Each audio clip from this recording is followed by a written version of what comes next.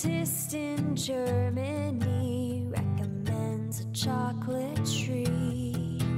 The study was a hoax by a journalist to show how easy it is to get shoddy research published. I already knew that there were fake journals who would publish this stuff, but would journalists pick it up and turn it into a big story? And the sad answer is yes, very big. A chocolate diet is one thing, but more and more prestigious journals are getting caught inadvertently publishing false studies. What's your view of how much we can trust the articles that appear in these prestigious medical journals? One always has to be aware of the possibility that somebody who was consulted to help support the research was a paid consultant by the pharmaceutical industry, and that's not always apparent. There were girls that were really, really young, but honestly, that's what the Johns want. There should not be a vehicle that has made the trafficking of kids so easy, right? Hey, you want to order a pizza? Sure. Hey, you want to order a kid? Just as easy. Tucked into the Communications Decency Act is a short provision known as Section 230 that shields websites and internet platforms like Facebook, Twitter, and Backpage from liability. Section 230 is really one of the cornerstones of free speech online. Critics of yours will say this is just a bunch of legal acrobatics that protect pimps and protect traffickers while kids are being raped.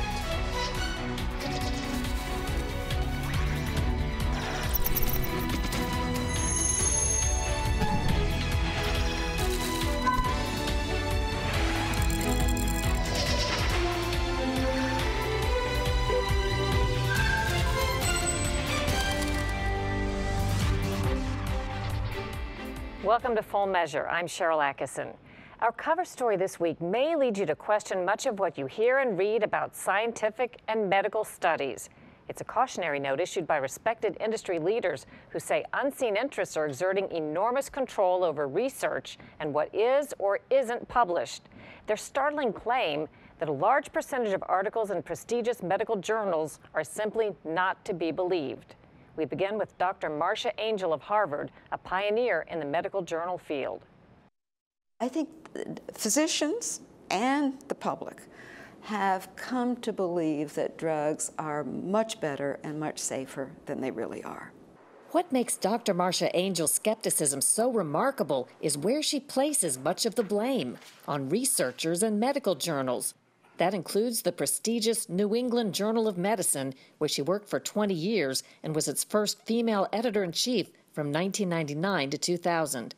Most people probably think an article is in a journal, probably written at a university based on independent study, and that's that. Yeah, it used to be that way, as you described it, pretty simple.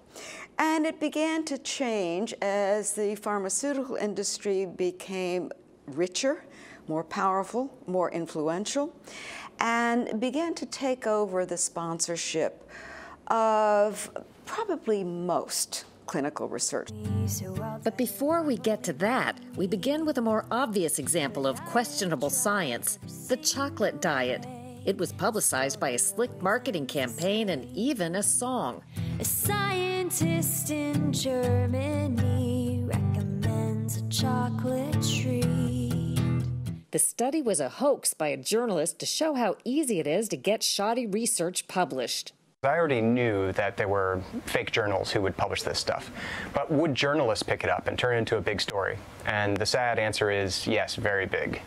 A chocolate diet is one thing, but more and more prestigious journals are getting caught inadvertently publishing false studies.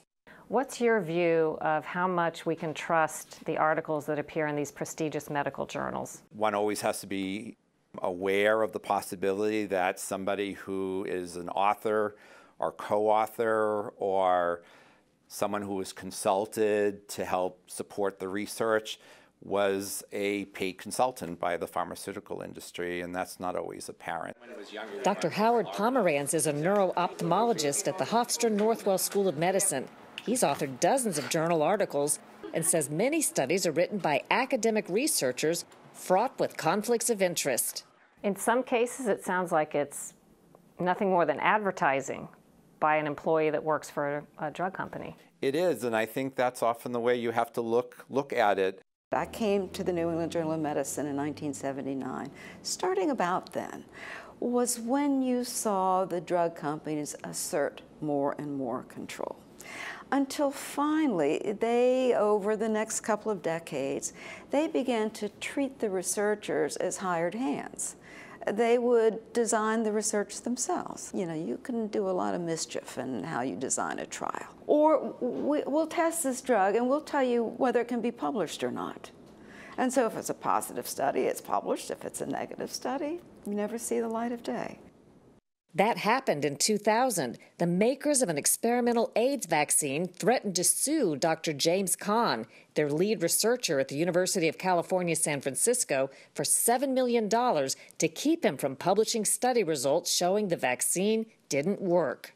An official of the company said something to the effect of, "We've put $30 million into that study. We have our rights," or something like that. Angel says as she applied due diligence to the many studies submitted to the New England Journal of Medicine, it started to feel like a losing battle. I would call up and say, okay, you've shown that your drug is pretty good, but there's not a single side effect. Any drug that does anything is going to have some side effects. And I had people say, well, the sponsor won't let me. And so I became to be extremely distrustful of most of the research that was published. We did our very best. We often rejected things because it was clearly biased. But anything we rejected always ended up in another journal. Angel left the New England Journal of Medicine in 2000, but kept her eye on the journal industry, which she says resisted meaningful efforts to rein in conflicts of interest. In 2009, she wrote an article that famously declared, "It is simply no longer possible to believe much of the clinical research that is published." What would you say is the state of the journal landscape today, and the New England Journal of Medicine particularly? I think that role that the New England Journal used to fill, one was the role of being skeptical, the other was the role of caring about the ethics of the whole system. I think the journal has given that up. The New England Journal of Medicine has given that up. The New England Journal of Medicine declined our interview request, but told us since 1984, we've requested author disclosures. In 2009, the journal says it helped pioneer a universal form requesting that authors report all relevant financial conflicts during the most recent 3 years, and it posts the form and study sponsorship. Besides Dr. Angel, another powerful voice is also weighing in. The current editor-in-chief of the British journal Lancet, Dr. Richard Horton, wrote a scathing editorial saying much of the scientific literature, perhaps half, may simply be untrue. Science has taken a turn towards darkness. Be skeptical about everything, skeptical about every study that you read, whether it's in the New England Journal of Medicine or some journal you've never heard of. Annie Waldman writes for the nonprofit ProPublica.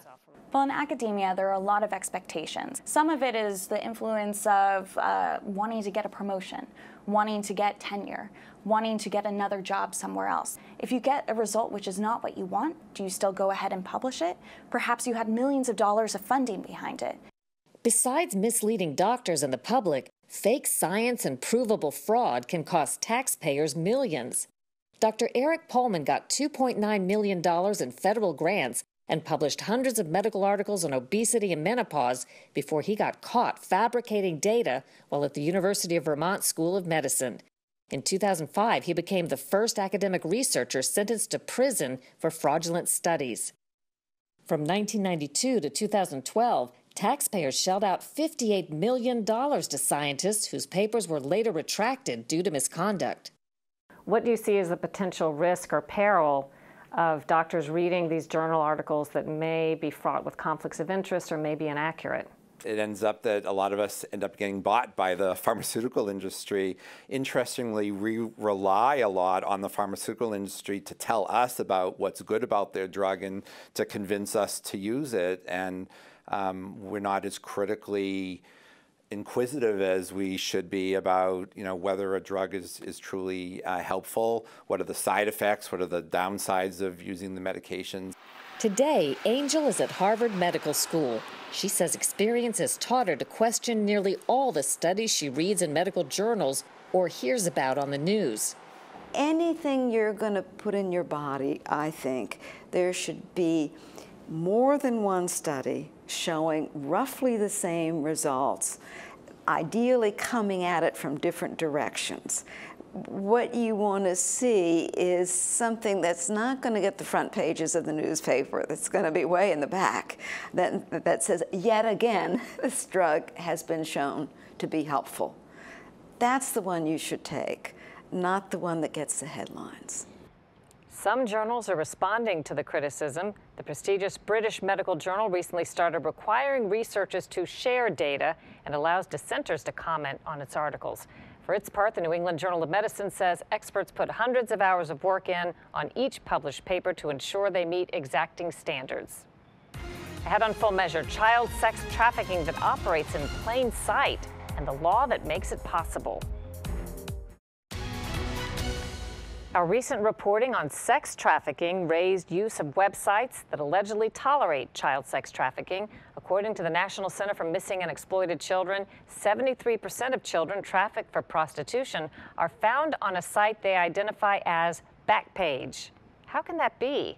In part because of a 20-year-old law that protects internet free speech and, by consequence, websites used for sex trafficking. Lisa Fletcher has the story. There were girls that were really, really young, but honestly, that's what the Johns want. And so it's not something that we even thought about at all. When Andrea Benson worked as a prostitute in Portland, Oregon, she knew that the clients wanted their girls young. Even when I was in the life, I put that my age was 19. And guys would just be like, well, you don't look like you're 19. You look like you're younger. You look like my granddaughter. You look like my daughter. Benson claims she was trafficked on Backpage, an online classified advertising site. This is a business model that makes $9 million a month using this exploitive model. Carol Robles-Roman heads Legal Momentum, a group suing Backpage on behalf of a Jane Doe client who claims to have been trafficked on Backpage, and two other advocacy groups who support victims of sex trafficking, including children.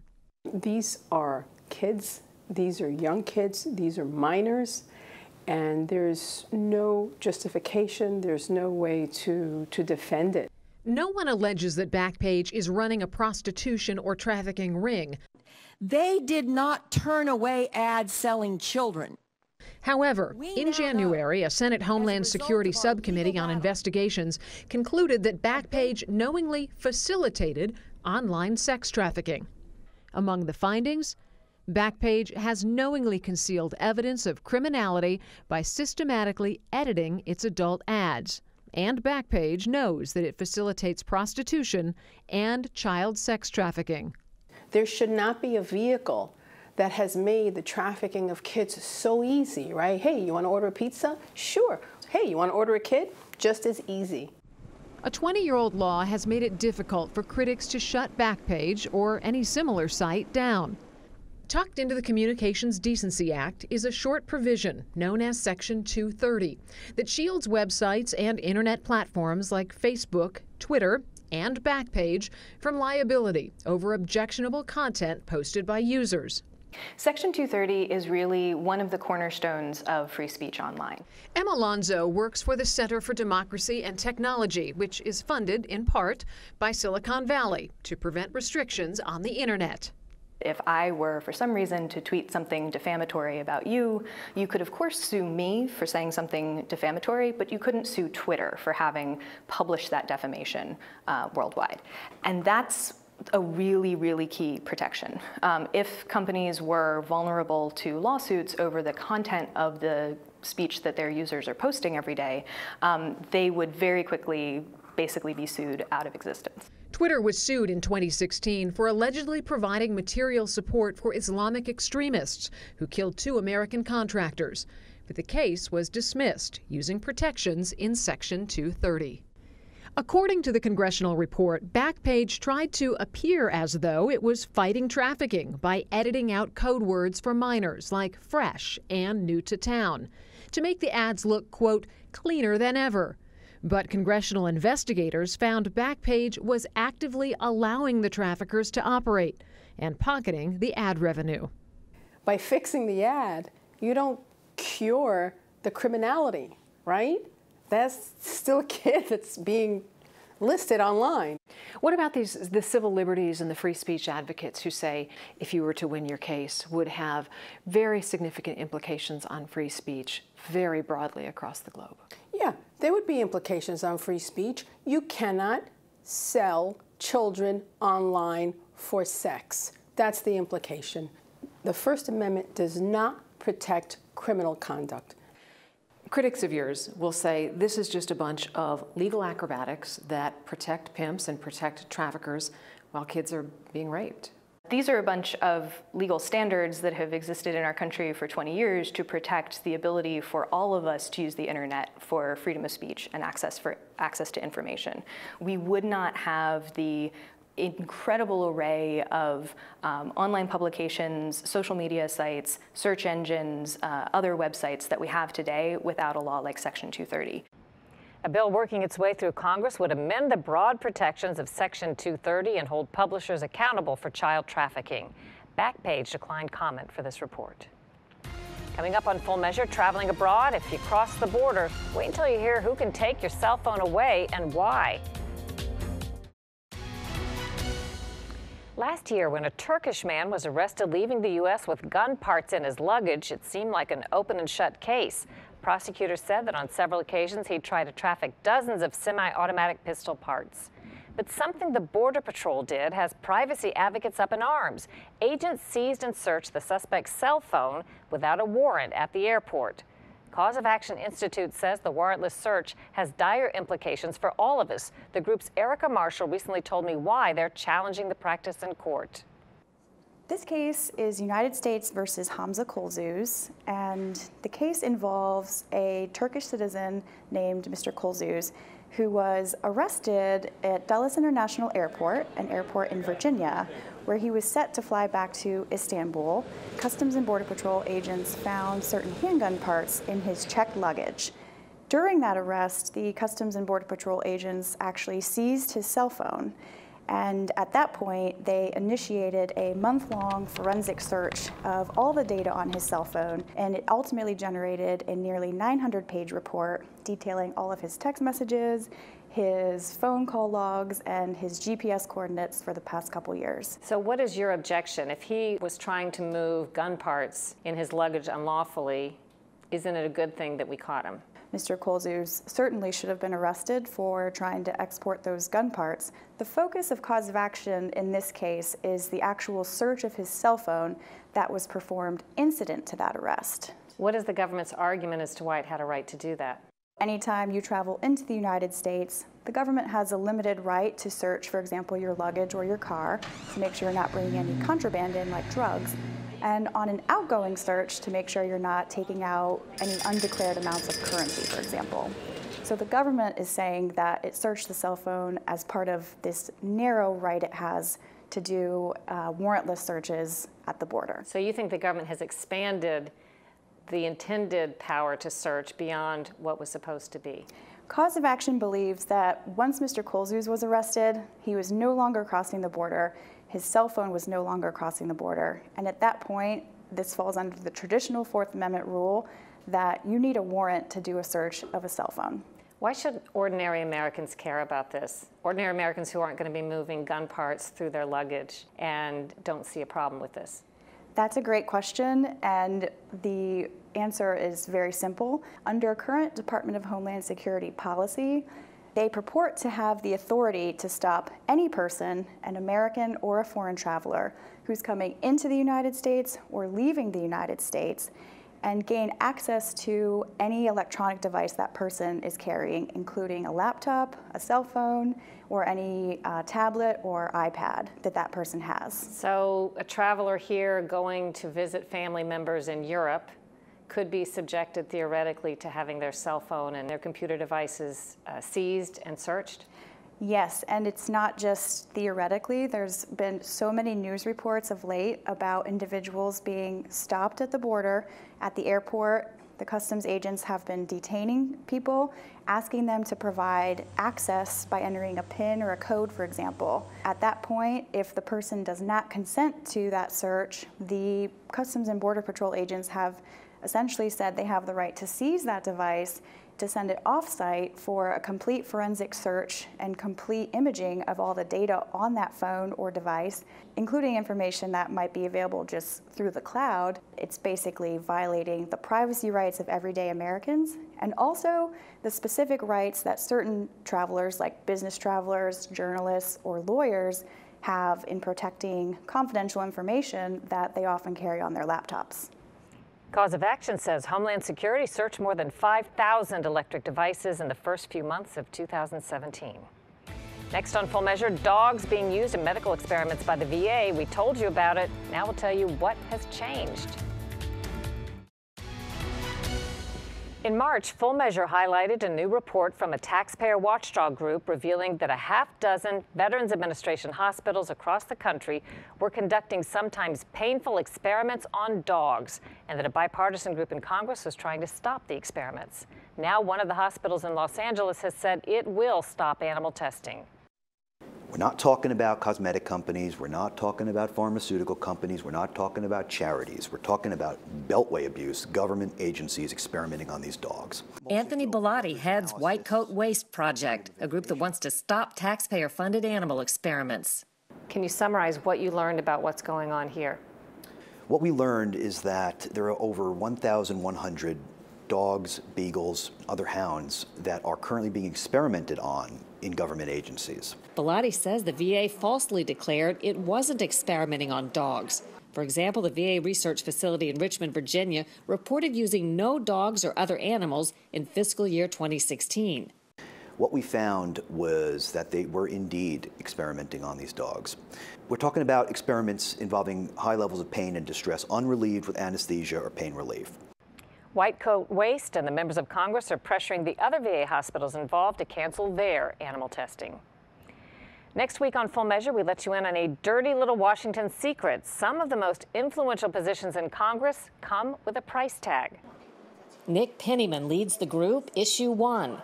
Its new report, The Price of Power, exposes how members of Congress serve as cash cows for their party's political machinery. It is borderline extortion. The Price of Power next week on Full Measure. Until then, we'll be searching for more stories that hold powers accountable.